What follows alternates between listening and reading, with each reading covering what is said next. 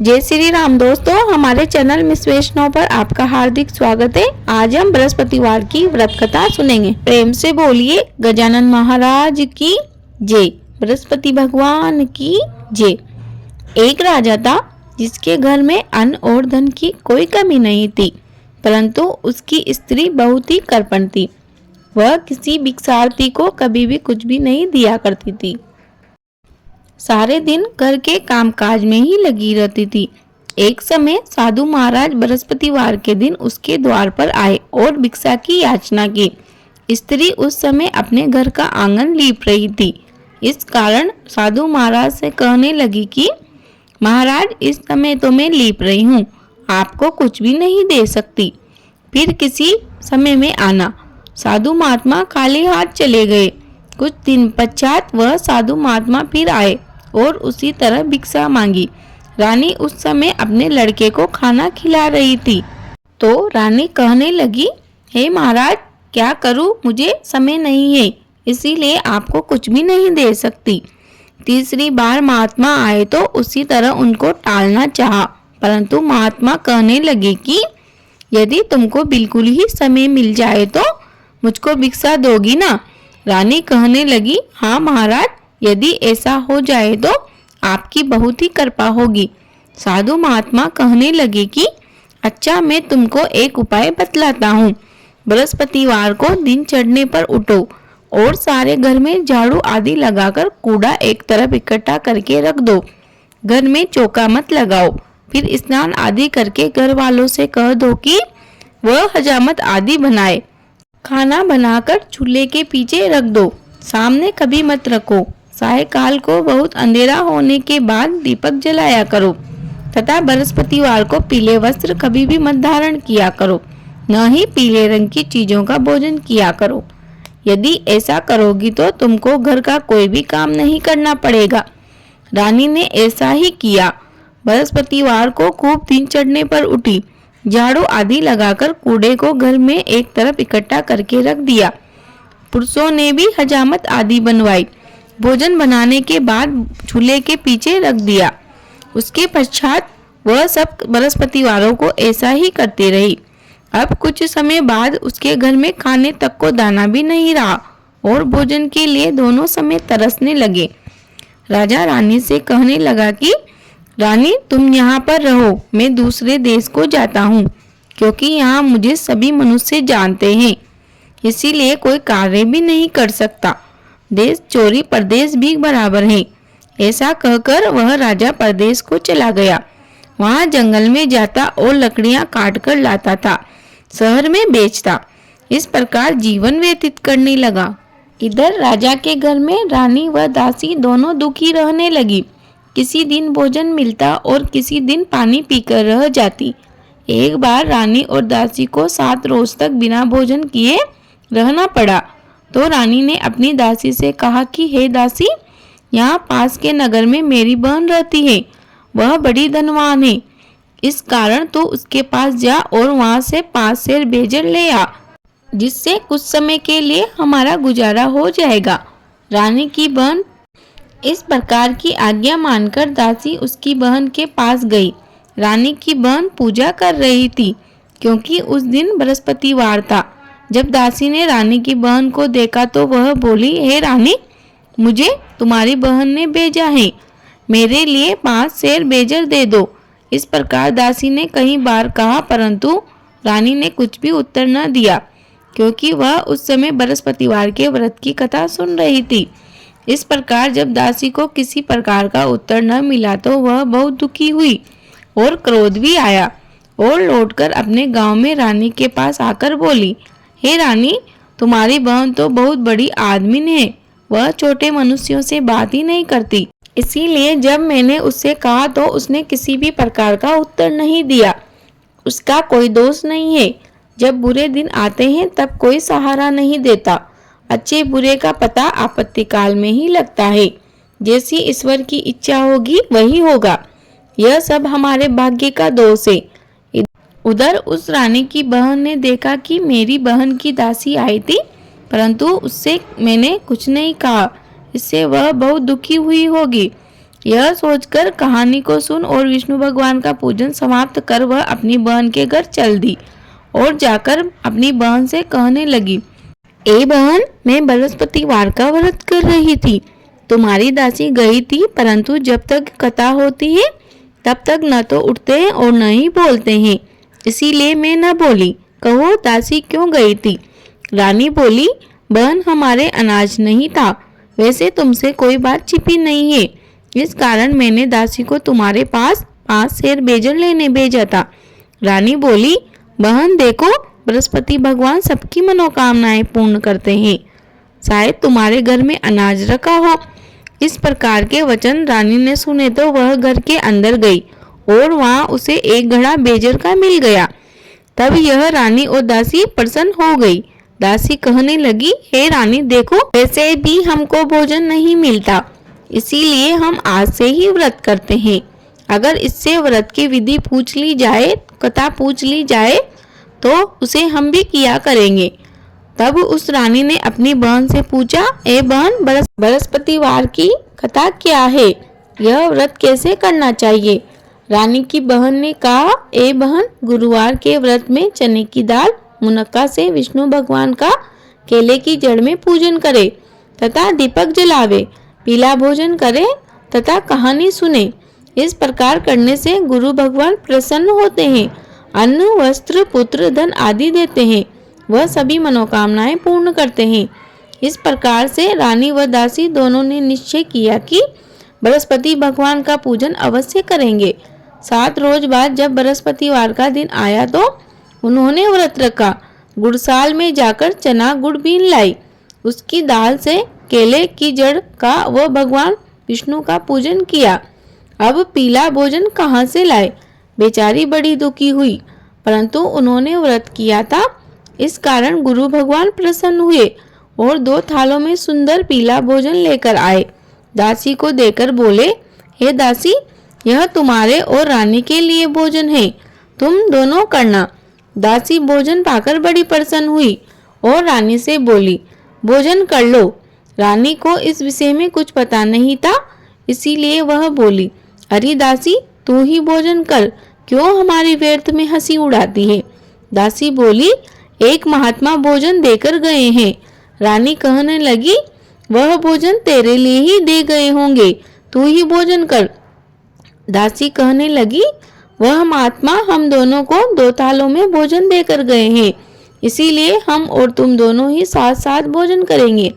इस प्रकार रानी व दासी दोनों ने गुरु भगवान को नमस्कार करके भोजन प्रारंभ किया और वह प्रत्येक बृहस्पतिवार को गुरु भगवान का व्रत व विष्णु भगवान का पूजन करने लगी। बृहस्पति भगवान की कृपा से फिर रानी व दासी के पास काफी धन हो गया। रानी फिर उसी प्रकार आलस से करने लगी। अब दासी बोली कि देखो रानी, तुम पहले इसी प्रकार आलस से किया करती थी, तुम्हें धन रखने में कष्ट होता था, इस कारण सभी धन नष्ट हो गया। अब गुरु भगवान की कृपा से धन प्राप्त हुआ है, तो फिर तुम्हें आलस्य क्यों आते हैं? बड़ी मुसीबतों के बाद यह धन पाया है, इसीलिए हमें दान पुण्य करना चाहिए तथा भूखे मनुष्यों को भोजन करवाना चाहिए। तुम प्याओ व लगवाओ, ब्राह्मणों को दान दो, कुआं, तालाब, बावड़ी आदि का निर्माण कराओ, मंदिर, पाठशाला बनवाकर दान दो, कुंवारी कन्याओं का विवाह करवाओ, धन को शुभ कार्य में खर्च करो, जिससे तुम्हारा यश फैलेगा तथा स्वर्ग मिलेगा। रानी ने इस प्रकार के कर्म करने आरंभ कर दिए तथा उसका यश फैलने लगा। रानी व दासी विचारने लगी कि न जाने राजा किस प्रकार से होंगे, उनकी कोई खबर नहीं मिली। गुरु भगवान से उन्होंने प्रार्थना की, तब भगवान ने रात्रि में राजा को स्वप्न में कहा, हे राजा, उठ उठ, तेरी रानी तुझे याद करती है, अपने देश को चल। राजा प्रातःकाल उठा और विचार करने लगा, स्त्री जाति खाने व पहनने की संगिनी होती है, पर भगवान की आज्ञा मानकर वह अपने नगर के लिए चलने को तैयार हुआ। इससे पूर्व जब राजा प्रदेश चला गया तो वह प्रतिदिन जंगल में से लकड़ी बीन कर लाने लगा और उन्हें शहर में बेचकर अपने दुखी जीवन को कठिनाइयों से व्यतीत करता था। एक दिन दुखी होकर पुरानी बातों को याद करके वह राजा रोने लगा। तब उस जंगल में से बृहस्पति देव एक साधु का रूप धारण करके निकल रहे थे और राजा के पास आकर वह बोले, हे रखवारे, तुम इस जंगल में किस चिंता में बैठे हो, मुझको बतलाओ। यह सुनकर राजा के नेत्रों में आंसू आ गए और वह बोला, आप सब कुछ जानने वाले हो। इतना कर साधु को अपनी संपूर्ण कहानी बतला दी। महात्मा दयालु होते हैं। उनसे बोले, हे राजा, तुम्हारी स्त्री ने बृहस्पति देव का अपमान किया था, जिसके कारण तुम्हारी यह दशा हुई है। अब तुम किसी प्रकार की चिंता मत करो, भगवान तुम्हें पहले से भी अधिक धनवान करेगा। देखो, तुम्हारी स्त्री ने बृहस्पतिवार का व्रत आरंभ कर दिया है और तुम मेरा कहना मानकर भगवान बृहस्पतिवार का व्रत करके चने की दाल गुड़ को जल के लोटे में डालकर केले का पूजन करो, फिर कथा कहो और सुनो। भगवान बृहस्पति देव तेरी सभी मनोकामनाओं को पूर्ण करेंगे। साधु को प्रसन्न देख राजा बोला, हे प्रभु, मुझे लकड़ी बेचकर इतना पैसा नहीं मिलता जिससे भोजन के बाद कुछ बचा सकूं। मैंने रात्रि में अपनी स्त्री को व्याकुल देखा। मेरे पास कुछ भी नहीं है जिससे कि मैं कम से कम उसकी खबर तो मंगा सकूं, और मैं कौन सी कहानी कहूं यह मुझको मालूम नहीं है। साधु ने कहा, हे राजा, तुम किसी प्रकार की चिंता मत करो। बृहस्पतिवार के दिन रोजाना की तरह लकड़ियां लेकर शहर को जाओ। तुमको उस दिन रोज से 2 गुना धन प्राप्त होगा, जिससे तुम भली प्रकार भोजन कर लोगे तथा बृहस्पति देव की पूजा का सामान भी आ जाएगा। इतना कर साधु देवता वहां से अंतर्ध्यान हो गए। धीरे धीरे समय व्यतीत होने पर बृहस्पतिवार का दिन आया। राजा जंगल से लकड़ी काटकर शहर बेचने गया। उसे उस दिन और दिन से अधिक पैसा मिला। राजा ने चना गुड़ आदि लाकर बृहस्पतिवार का व्रत किया। उस दिन से उसकी सभी परेशानियां दूर होने लगी। परंतु जब दोबारा बृहस्पतिवार का दिन आया तो वह राजा व्रत करना भूल गया। इस कारण बृहस्पति भगवान नाराज हो गए। उस दिन उस नगरी के राजा ने विशाल यज्ञ का आयोजन किया तथा शहर में यह घोषणा करा दी कि कोई भी मनुष्य अपने घर में भोजन ना बनावे, समस्त जनता मेरे यहाँ भोजन करने आवे। जो इस आज्ञा को न मानेगा उसके लिए फांसी की सजा दी जाएगी। राजा की आज्ञा अनुसार शहर के सभी लोग भोजन करने गए, लेकिन लकड़हारा कुछ देर से पहुंचा, इसीलिए राजा उसको अपने साथ महल ले गए और वहां ले जाकर भोजन करा रहे थे। तभी रानी की दृष्टि उस खूंटी पर पड़ी जिस पर उसका हार लटका हुआ था। वह वहां पर दिखाई न दिया। रानी ने विचार किया कि मेरा हार इसी ने चुरा लिया है। उसी समय सेना बुलवाकर उसे जेलखाने में डलवा दिया। जब राजा जेलखाने में पड़ गया और तो वह बड़ा दुखी हुआ और सोचने लगा कि न जाने कौन से पूर्व जन्म के कर्म फलों से मुझे यह दुख प्राप्त हुआ है, और उसी साधु को याद करने लगा जो कि उसे जंगल में मिला था। उसी समय तत्काल बृहस्पति देव साधु के रूप में प्रकट हो गए और उसकी दशा को देखकर कहने लगे, अरे मूर्ख, तूने बृहस्पति देवता की कथा नहीं की, इस कारण तेरे लिए यह दुख प्राप्त हुआ है। अब चिंता मत कर, बृहस्पति के दिन जेलखाने के दरवाजे पर 4 पैसे पड़े मिलेंगे, उनसे तू बृहस्पतिवार का पूजन करना, तेरे सभी कष्ट दूर हो जाएंगे। बृहस्पतिवार के दिन उसे 4 पैसे मिले। राजा ने कथा की और उसी रात्रि को बृहस्पति देव ने उस नगर के राजा को स्वप्न में आकर कहा, हे राजा, तुमने जिस आदमी को जेलखाने में बंद कर दिया है वह निर्दोष है, उसे छोड़ देना। रानी का हार उसी खूंटी पर लटका हुआ है। अगर तू ऐसा नहीं करेगा तो मैं तेरे राज्य को नष्ट कर दूंगा। इस प्रकार के रात्रि के स्वप्न को देखकर राजा प्रातःकाल उठा और उसी खूंटी पर हार को देखकर लकड़हारे को बुलाकर क्षमा मांगी तथा राजा को सुंदर वस्त्र आभूषण आदि देकर विदा किया। जब राजा नगर के निकट पहुंचा तो उसे बड़ा ही आश्चर्य हुआ। नगर में पहले से भी अधिक बाग, तालाब और कुएं हैं। बहुत सी धर्मशाला, मंदिर आदि बन गए हैं। राजा ने पूछा, यह किसका बाग है और धर्मशाला है? तो नगर के लोग कहने लगे कि यह सब रानी और दासी के हैं। तो राजा को और भी अधिक आश्चर्य हुआ तथा गुस्सा भी आया। जब रानी ने यह खबर सुनी कि राजा आ रहे हैं तो उसने दासी से कहा कि हे दासी, देख राजा, हमको कितनी बुरी हालत में छोड़ गए थे। कहीं हमारी ऐसी हालत देखकर वह लौट न जाए, इसीलिए तू जा, दरवाजे पर खड़ी हो जा। आज्ञा अनुसार दासी दरवाजे पर खड़ी हो गई और राजा आए तब उन्हें अपने साथ अंदर ले आई। तब राजा ने क्रोध करके अपनी तलवार निकाली और पूछने लगे, यह धन तुम्हें कैसे प्राप्त हुआ है? उन्होंने कहा, यह बृहस्पति देव के प्रभाव से प्राप्त हुआ है। राजा ने निश्चय किया कि 7 रोज बाद तो सभी बृहस्पति देव का पूजन करते हैं, कथा करते हैं, परंतु मैं रोजाना दिन में 3 बार कहानी कहा करूंगा तथा रोज व्रत किया करूंगा। अब हर समय राजा के दुपट्टे में चने की दाल बंधी रहती तथा दिन में 3 बार कहानी कथा। एक दिन राजा ने विचार किया कि चलो अपनी बहन के पास हो आए। इस प्रकार निश्चय कर राजा घोड़े पर सवार होकर अपनी बहन के यहाँ चलने लगा। मार्ग में उसने देखा कि कुछ आदमी एक मुर्दे को लिए जा रहे हैं। उन्हें रोककर राजा कहने लगा, अरे भैया, मेरी बृहस्पतिवार की कहानी सुन लो। वे बोले, लो, हमारा तो आदमी मर गया, इसको अपनी कहानी की पड़ी है। परंतु कुछ आदमी बोले, अच्छा कहो, हम तुम्हारी कहानी सुनेंगे। राजा ने दाल निकाली और जब कहानी आधी हो पाई तो वह मुर्दा हिलने लग गया तथा जब कहानी समाप्त हो गई तो वह राम राम कहकर खड़ा हो गया। आगे मार्ग में उसे एक किसान खेत में हल चलाता मिला। राजा उसके पास गया और उससे बोला, अरे भैया, तुम मेरी बृहस्पति देव की कहानी सुन लो। किसान बोला, जब तक मैं तेरी कहानी सुनूंगा तब तक 4 हरैया और जोत लूंगा। जा, अपनी कहानी किसी और को सुनाना।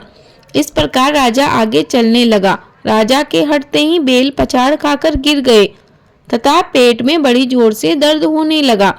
उस समय उसकी माँ रोटी लेकर आई। जब उसने देखा तो अपने पुत्र से सब हाल पूछा और बेटे ने उसे सब हाल कह दिया। तो बुढ़िया दौड़ी दौड़ी उस घुड़सवार राजा के पास गई और उससे कहने लगी, मैं तेरी कहानी सुनूंगी, तू कह तथा मेरे खेत पे चलकर ही अपनी कहानी कह। राजा ने बुढ़िया के खेत पर जाकर कहानी कही, जिससे वह बेल उठ खड़े हुए तथा किसान के पेट का दर्द भी बंद हो गया। वह बहन के घर कुशलता पूर्वक पहुंच गया। बहन ने भाई की खूब मेहमानी की। दूसरे दिन प्रातःकाल राजा जागा तो वह देखने लगा कि सब लोग भोजन कर रहे हैं। राजा ने अपनी बहन से कहा, कोई मनुष्य है जिसने भोजन नहीं किया हो, वह मेरी बृहस्पतिवार की कहानी सुन ले। बहन बोली, हे भैया, यह देश ऐसा ही है। प्रथम यहाँ सभी लोग भोजन करते हैं, बाद में अन्य कार्य करते हैं। अगर कोई पड़ोस में हो तो देख आऊं। वह ऐसा कहकर देखने चली गई, परंतु उसे ऐसा कोई व्यक्ति नहीं मिला जिसने भोजन न किया हो। अतः वह एक कुम्हार के यहाँ गई जिसका लड़का बीमार था। उसे मालूम हुआ कि उसके यहाँ 3 दिन से किसी ने भोजन नहीं किया है। रानी ने अपने भाई की कहानी सुनने के लिए कुमार से कहा। वह तैयार हो गया। राजा ने वहां जाकर बृहस्पतिवार की कहानी कही, जिसको सुनकर उसका लड़का ठीक हो गया। अब राजा की प्रशंसा होने लगी। एक दिन राजा ने अपनी बहन से कहा, हे बहन, हम अपने घर को जाएंगे, तुम भी तैयार हो जाओ।